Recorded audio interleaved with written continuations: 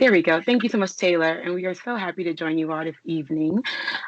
So welcome to the PGC Health Zone dashboard. This dashboard can be accessed at pgchealthzone.org. As Taylor kind of mentioned, this dashboard pretty much creates a common place for data to be obtained, allowing individuals within the county and the community to access information that can help improve overall health as well as quality of life within the community. As you see on the page, here you can find a centralized public platform to share health and quality of life data using data visualizations. On the homepage, you have a lot of easily accessible resources that can just direct people directly to data that they are looking for, such as the Healthy People 2030 tracker, a demographics dashboard, or even the community dashboard that we're actually going to jump into first. The community dashboard here that I have pulled up. Perfect. So from here, the community health dashboard is where you can complete a detailed search on the data on the site for all the data available. There are a couple of ways that you can search to find the information that you are looking for. The first option is to search by typing in a keyword. I know Michelle was talking about the individual being distraught about eggs in the grocery store. So let's say you want to learn more about indicators related to poverty. You can come in here and type in poverty, enter, and then see here, it will pull up all related indicators that you can jump directly to or show on a dashboard related to poverty. On our platform, the indicators that you'll see as we go through this demonstration, we have indicators listed as something that describes an aspect of the population. So that is where we will use this to measure health or the quality of health. In addition to searching by keyword, you also have the option of coming over to this drop-down arrow menu here, where all the indicators on the site are organized by health topic first, and then subtopic in alphabetical order. And then last but not least, over here to the right, we have the option to search by location. So all locales start with the largest location first. And then as you scroll down a little bit, you'll see that we have areas by zip code as well as census tract. So let's say if you are coming to the platform, you're not entirely sure of what area you have interest in or what area you want to focus on directly. We have this nice map feature here where you can use a map to select the location. Coming in over here, and let's say for census place, 'cause I know a lot of people don't know their census places. You can click into census places, and then the map will automatically map out and line up all the census places available. And then by clicking into one of these options here, it will take you directly to that census area where you can see indicator and data specifically for that. Okay. In addition to the search features, we also have some pre-built dashboards. All of these dashboards focus around a specific topic area. As you can see, there are brief descriptions about what those topic areas are focusing on. And when you click into the actual dashboard, it will give you more information on the specifics around those indicators that we have created the dashboard for. So one of the first dashboards I will take us into is the all data dashboard. This dashboard pretty much contains all the data indicators at all locations. And I kind of have that pre-built in up right here. So again, the all data dashboard displays all the data available on the site. The indicators come from both national and state sources, and the sources are updated annually. Within this all data dashboard here, you do have the option of changing the location that you are looking at. So currently we are looking at all the data for Prince George's County.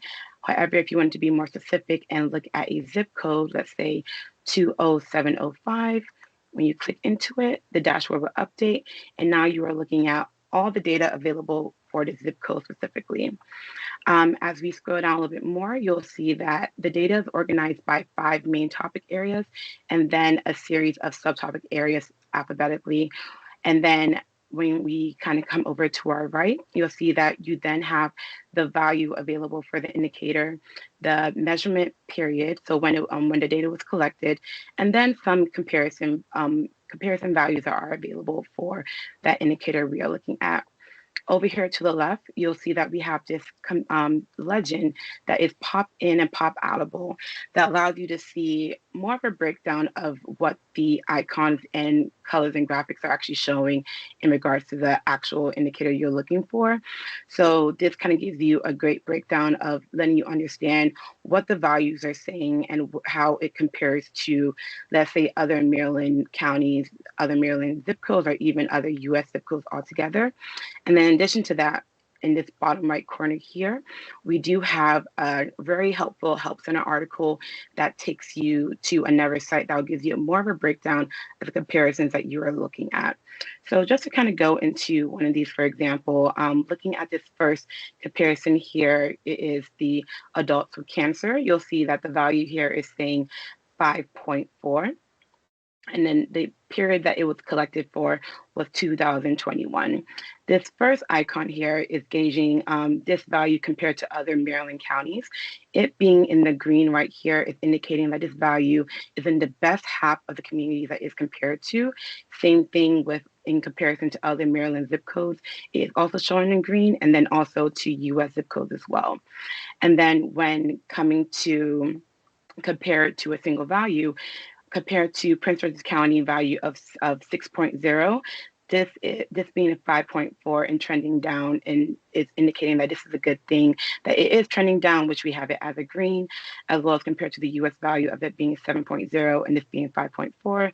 It being down is what we're considering a good thing of adults with cancer within this area. So the all data dashboard, again, just gives you a quick snapshot of all the data available and gives you a great idea of what it looks like in terms of what the values are being compared to. In addition to the data on here, we also have a great feature right here, right under the legend for locations, where you can click the card view. So this card view is a great way for you to kind of change the indicator and turn it into a downloadable graphic. These graphics are great when you want to use within a report, grant writing, or even presentations. So here you'll see that it's the same indicators that were listed before, but just kind of all consolidated onto one card. This card can then be saved as a JPEG and then shared. In addition to the card view, we also have an option for those who are visually impaired, where you can turn on colorblind mode. Then when you turn this on, you'll see that there is a thumbs up or thumbs down next to those comparisons that are in red and green, so that if you're printing out in gray or sharing with people who may be colorblind, they can see comparing favorably or not favorably with the comparison values we have. So this is the all data dashboard. Another dashboard I would like to show you is the disparities dashboard. So we'll come back to the community health dashboard, scroll down a bit, and then come to disparities dashboard, which I do have pre-populated. Awesome. So another dashboard I wanted to highlight for you, of course, is about disparities. This is where you can view indicators with breakout data such as age, gender, race, and ethnicity. So this shows the differences within the subpopulations. So this particular dashboard pulls every indicator, currently have it filtered for Prince George's County, that has data for subpopulations and subgroups. So for some of these, you'll see that we can always, again, reference the legend to give us an idea of what we are looking at and understanding what the colors are saying, whether things are considered significantly better, worse, different, that there is no difference at all, or that there isn't data currently available. For some of these, you'll see that there are blue, reds, and greens, meaning that they have confidence intervals to say whether or not they are statistically significant in terms of a difference. And then again, if we do not have the confidence intervals, they would just be gray and the data will still be available. Another great thing about this dashboard is that all of these graphics can still be downloadable as either a JPEG, PDF, or a CSV file. So they can also be shared for presentations, grant writing, or even through email. And then similar to the all data dashboard, this disparities dashboard can also be turned into card view. Anyone still load? There we go. Can we turn it to card view, where you can see the same information just consolidated into a card, and then each of these cards can be downloaded individually for presentations. So now that we've kind of gone through a few of the actual disparities, the dashboards as well as the data available, let's actually go into searching for an actual indicator and looking at what the indicator detail page looks like. So for that, we can come right back down to the community dashboard itself. And then for the indicator, I'll say, since we were also talking about poverty, let's search for an indicator related to that. Okay, and let's go with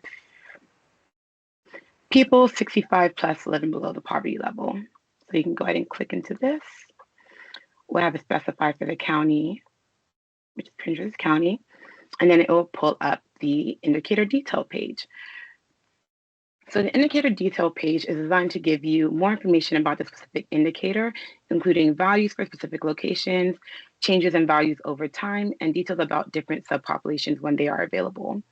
At the very top, you'll see that we have the indicator name, as well as a drop-down option for you to actual toggle between other indicators where available. Right below that, you have the geographical area that we are looking at. So right now, we are looking at this indicator for all of Prince George's County. However, if you want to be more specific and look at it for a specific zip code or even a census tract, you can also select that through here. And then right here to the right, we have the measurement period.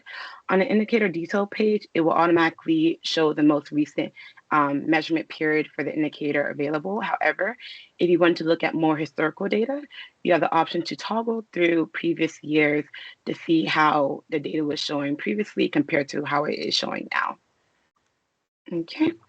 Right below the indicator title is where the county and the measurement period, we do have the definition of what the indicator is measuring. So for the specific indicator of people 65 plus living below the poverty level, this indicator shows the percentage of people aged 65 years and over living below the federal poverty level.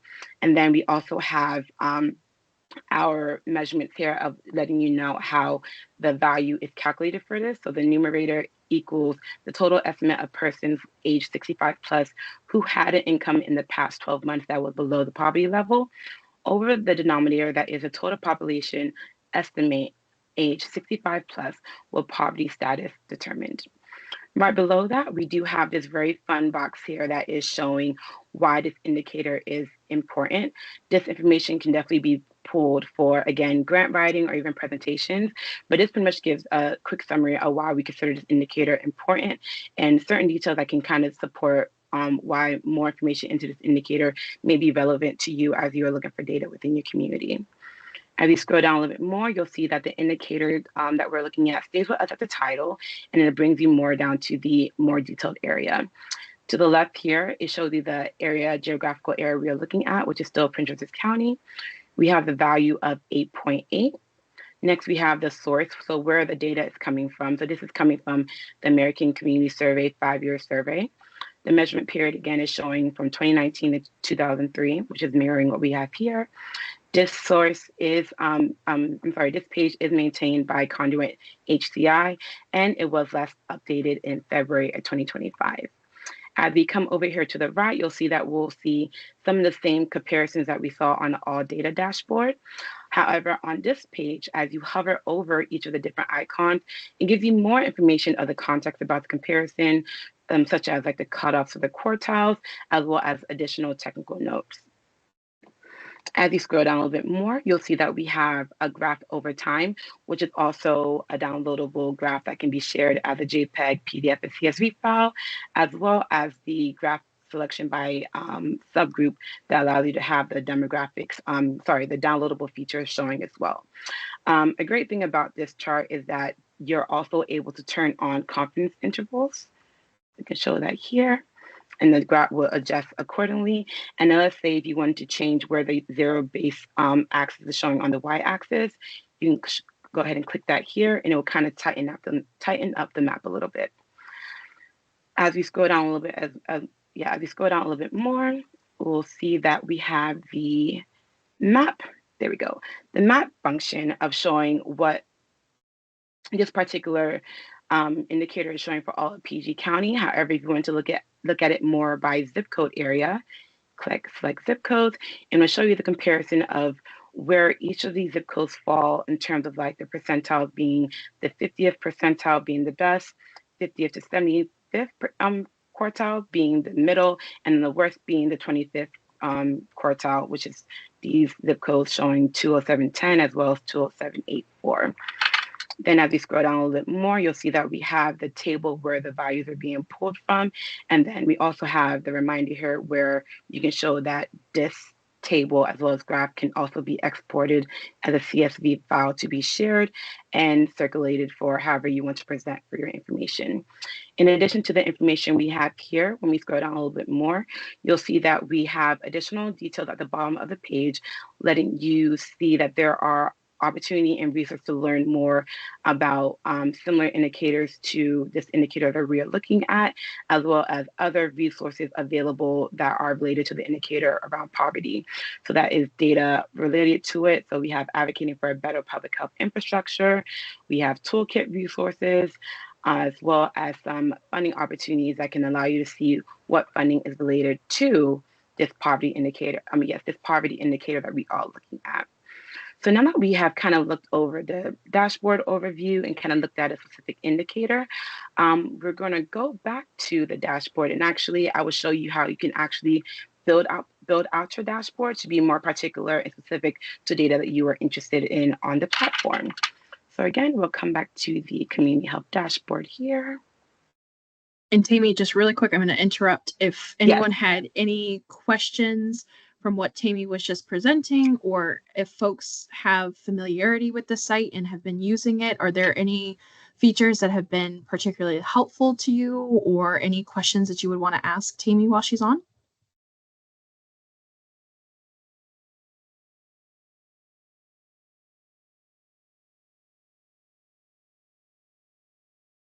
Hi, this is Judy. I was wondering, this is phenomenal information to have at our fingertips as we try to understand what goes on in the community. I was wondering what our communications are, or how we're going to make sure that others know about what's this amazing resource besides this group. Is there a plan around that piece of it? So Judy, we're going to be working with each of the work groups to get it out to the community. And we'll be featuring it in various newsletters. But if there are ways that folks can get it out to their networks as well, again, we have the live link here in the chat, and I can share this recording with you all to give you all a tutorial of the tutorial that Tammy is going through with us this afternoon. And then we can also speak within the health department as well to figure out how we can get this to our partners as well. And then also I saw in the chat that question about who maintains the site. Conduit Healthy Community Institute, we maintain the site. I'll say in combination as well with folks here. We maintain a lot of, this is Ashley Turner, the director. We maintain a lot of the data and some of the resources and tools on the site, but it's also, there's a great local content edition here where it's really designed to reflect your community and the work that you're doing. So take it back over. Go ahead, Tammy. Sorry. Thank you.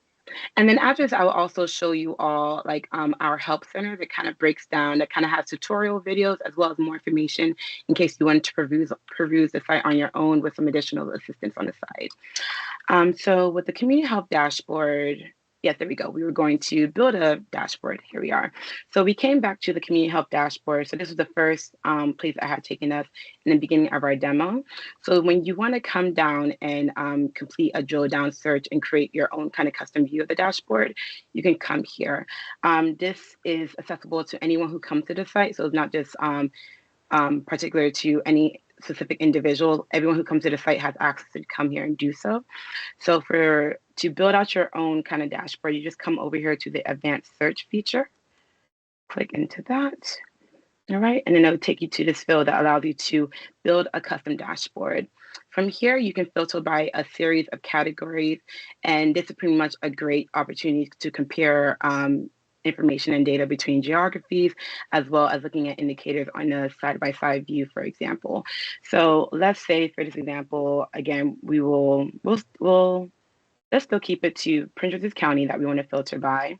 And then if we want to look at a specific topic, we can kind of look at, since we're talking about poverty, let's go to access.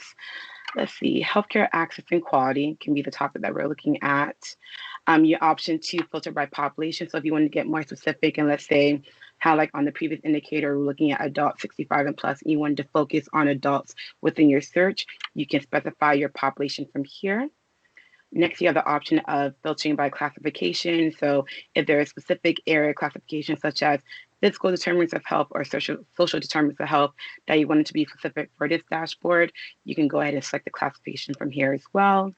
Next, you can filter by comparison. So let's say you wanted to compare the dashboard that you're looking at to the Healthy People 2030 target. That can be one comparison, or even to Maryland counties in general. So not just looking at PG County, looking at other counties, you can select that from here as well. And then again, we have disparities that you can search through. So you can filter by subgroups, gender, age, ethnicity, and then as well, if it was a specific source that you wanted to have your dashboard focus on, such as the ACS survey data that I talked about previously, or even let's say specific CDC places information, you can filter from the sources here. But just to make sure that I have like a broad enough comparison on this one, we're going to go ahead and do this by location, press search. Okay, and then we have our built dashboard. So you can see that this dashboard is very similar to the all data dashboard and the disparities dashboard that we had seen previously. From here, you can see that it is showing again the actual health topic and the subtopic that we're looking at.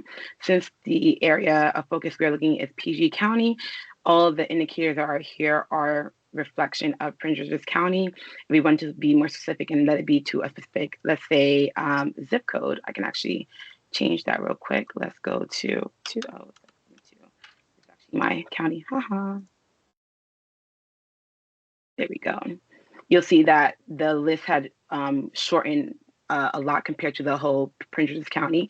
So just like toggling through between like the different filters will either give you a broader amount of data or a smaller amount of data, depending on how specific you want your dashboard to look to actually look like. Similar to the all data dashboard, you still have the same feature to kind of turn this into a card view, where you can save the information, as well as turning on and off the colorblind, where you get the thumbs up and thumbs down. And let's say this is a search that you want to kind of like come to on a regular basis and just kind of see how the data is being updated or even being shared. You have the option to come here and save a link to this search, which is where you have the option to share with others, as well as you visit on your own. The link will always remain the same, even as the data updates. So if you want to print or save the dashboard as a PDF, you can also do so from this icon as well. So again, as we're showing the curated dashboard that we just created, you still have the great legend on the side that kind of breaks down again what we're seeing in terms of the comparison, and then the great little help feature that takes to the help center to show more information on what we are looking at. Before I show you some of the articles on the Help Center, I wanted to kind of open it to the floor if folks had any questions or anything else you wanted to kind of follow up on things that I discussed.